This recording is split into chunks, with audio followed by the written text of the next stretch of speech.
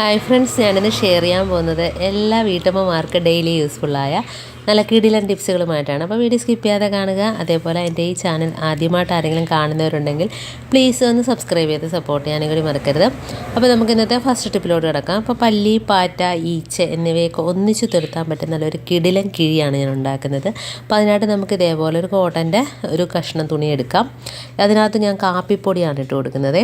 അപ്പോൾ ഇത് ഫുള്ളും വേണ്ട, കുറച്ച് മാത്രം മതി. അപ്പോൾ കുറച്ച് കാപ്പിപ്പൊടി അതിനകത്തോട്ട് ഇട്ട് കൊടുത്തിട്ടുണ്ട്. ഇനി നമുക്ക് വേണ്ടത് ഫുൾ തൈലമാണ്. കണ്ടോ, ഇതിൽ നിന്ന് ഒരു 2-3 ഡ്രോപ്പ് ഒന്ന് ഇറ്റിച്ചു കൊടുക്കാം. അത്രയും മാത്രം മതി കേട്ടോ. നല്ലൊരു മണമാണ്, പ്രത്യേകിച്ച് കാപ്പിപ്പൊടിയും കൂടെ ആകുമ്പോഴത്തേനും. ഇനി അതിനകത്തോട്ട് കുറച്ച് പഞ്ഞി വേണം നമുക്ക്. ഇതേപോലത്തെ നമ്മുടെ കയ്യിലുള്ള പഴയ പഞ്ഞിയൊക്കെ ഉണ്ടെങ്കിൽ നമുക്കിതിനായിട്ട് ഉപയോഗിക്കാവുന്നതാണ്. അപ്പോൾ ഞാൻ കുറച്ച് പഞ്ഞി എടുത്തിട്ടുണ്ട്. അത് ഇതിൻ്റെ മുകളിൽ നമുക്ക് ഇട്ട് കൊടുത്തിട്ട് ഈ പുൽത്തൈലം അതിനകത്തോട്ടൊന്ന് തുള്ളിച്ച് കൊടുക്കാം.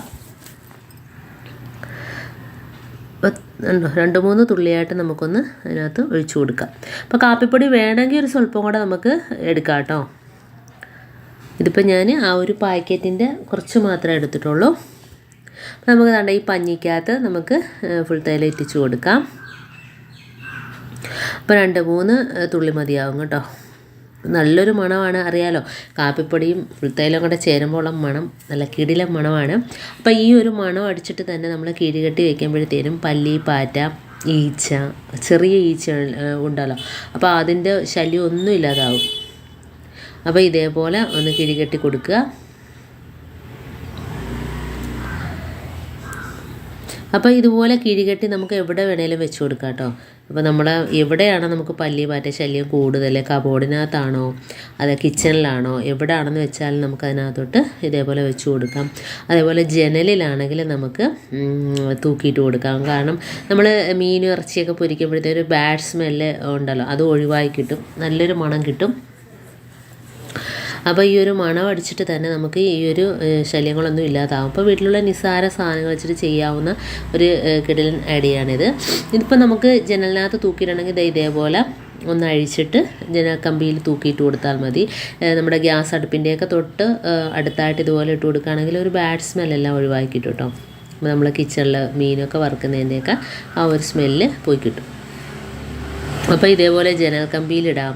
അതല്ല എങ്കിൽ നമ്മൾ കബോർഡിനകത്തൊക്കെ ഗ്ലാസ്സൊക്കെ വെക്കുന്ന ഭാഗത്തൊക്കെ പല്ലിശല്യം ഉണ്ടെങ്കിൽ അതിനകത്ത് വെച്ച് കൊടുക്കാം. അപ്പോൾ ഈ ഒരു മണം നല്ല കുറേ ദിവസം നിൽക്കും കേട്ടോ. അപ്പോൾ ഇതേപോലെ ഗ്ലാസ് കബോർഡിനകത്തൊക്കെ വെച്ച് കൊടുക്കാം. അതല്ലെങ്കിൽ അലമാരയിൽ നമ്മൾ തുണിയൊക്കെ മടക്കി വെക്കുന്നതിൻ്റെ ആ ഭാഗത്തായിട്ട് വെച്ച് കൊടുക്കാം. അപ്പോൾ നല്ലൊരു മണമായിരിക്കും അലമാര തുറക്കുമ്പോഴൊക്കെ. അപ്പോൾ ഇതേപോലെ കണ്ടോ, നമ്മളെ തുണിയുടെ ഇടയ്ക്കൊക്കെ ഇതേപോലെ വെച്ച് കൊടുക്കാം. അതേപോലെ നമ്മൾ ഫ്രൂട്ട്സൊക്കെ പുറത്ത് വയ്ക്കുമ്പോഴത്തേനും കണ്ണീച്ചയൊക്കെ വരാറുണ്ടല്ലോ, അപ്പോൾ അത് ഒഴിവാകാനായിട്ട് ഇതേപോലെ ആ കിഴി നമുക്ക് ഫ്രൂട്ട്സിൻ്റെ പുറത്തായിട്ട് വെച്ച് കൊടുക്കുക. അപ്പോൾ കണ്ണീച്ച ശല്യം അതേപോലെ പല്ലി, പാറ്റ ശല്യം ഒന്നും തന്നെ ആ ഭാഗത്തോട്ട് വരത്തില്ല, നല്ലൊരു മണമായിരിക്കും അവിടെ. അതേപോലെ തന്നെ അടുത്ത ടിപ്പ്, നമുക്ക് കുറച്ച് വിനാഗിരി എടുക്കാം. അപ്പം വിനാഗിരിയുടെ അതേ അളവിൽ തന്നെ നമുക്ക് വെള്ളം കൂടെ എടുക്കാം. അപ്പോൾ തോനെ വെള്ളം ആകരുത്, കാരണം ആ വിനാഗിരിയുടെ ഒരു എഫക്റ്റ് നഷ്ടപ്പെടും.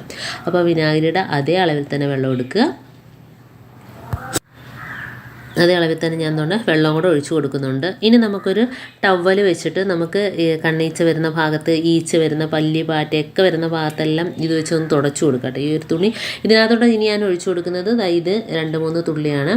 നമ്മൾ ഫുൾ തൈലം 2-3 തുള്ളി ഒഴിച്ചു കൊടുക്കുന്നുണ്ട്. നല്ലൊരു മണമായിരിക്കും വിനാഗിരിയും അതേപോലെ ഫുൾ തൈലം കൂടെ ചേരുമ്പം. അപ്പം ഈ ഒരു സ്മെല്ലടിച്ചിട്ട് നമ്മുടെ ഒരു ഭാഗത്തും ഈച്ചയും പ്രാണികളൊന്നും തന്നെ വരത്തില്ല.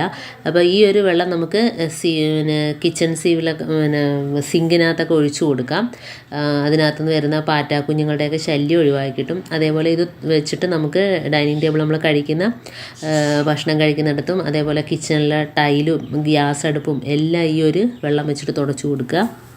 അപ്പോൾ നല്ലൊരു മണം നമ്മുടെ കിച്ചണിൽ ഉണ്ടാകും കേട്ടോ. പ്രത്യേകിച്ച് നമ്മൾ രാത്രിയൊക്കെ വൃത്തിയാക്കിയതിന് ശേഷം ഇതേപോലെ തുടച്ച് തൂത്തൊക്കെ ഇട്ട് ഈ ഒരു വെള്ളം വെച്ചിട്ട് തുടച്ചൊക്കെ കൊടുക്കുകയാണെങ്കിൽ നമ്മൾ രാവിലെ എണീക്കുമ്പം തന്നെ നല്ലൊരു പോസിറ്റീവ് എനർജി ആയിരിക്കും, നല്ലൊരു മണമായിരിക്കും കിച്ചണിൽ കയറുമ്പം തന്നെ.